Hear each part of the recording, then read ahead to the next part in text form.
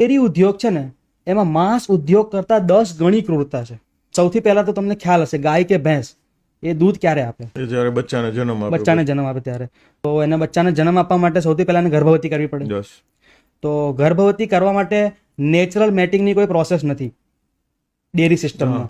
Government તરફથી SOP છે કે તમારે આર્ટિફિશિયલ ઇન્સેમિનેશન કરવાનું, મતલબ કૃત્રિમ ગર્ભાધાન. હવે કૃત્રિમ ગર્ભાધાનની પ્રોસેસ કઈ રીતની હોય છે? એક મેટલનું રેક બનાવ્યું હોય, એમાં ગાય કે ભેંસને એન્ટર કરવામાં આવે, એના ચારે પગ બાંધી દેવામાં આવે અને પછી એના પ્રાઇવેટ પાર્ટમાં હાથ ઘુસાડવામાં આવે અને 2.5-3 ફૂટ લાંબો સળિયો હોય એ એન્ટર થાય અને પછી લાસ્ટમાં ઇન્જેક્શન દ્વારા સીમન એન્ટર કરવામાં આવે. આ બહુ જ પેઇનફુલ પ્રોસેસ છે. તમે ડિટેલમાં વિડીયો જોઈ લેજો યુટ્યુબમાં, તમને આઈડિયા આવી જશે કે કેટલું પેઇનફુલ છે. એ ગાય ભેંસ વિચારો સાંભળવાથી જ પેઇનફુલ લાગે, એમ પછી જોવાની તો તો બહુ જ પેઇનફુલ પ્રોસેસ છે. ઇવન સાયન્સ બી માને છે કે આ એકદમ ટ્રેન પ્રોફેશનલ કરતો હોય ને વસ્તુ તો બી એ પેઇનફુલ છે ગાય ભેંસ માટે.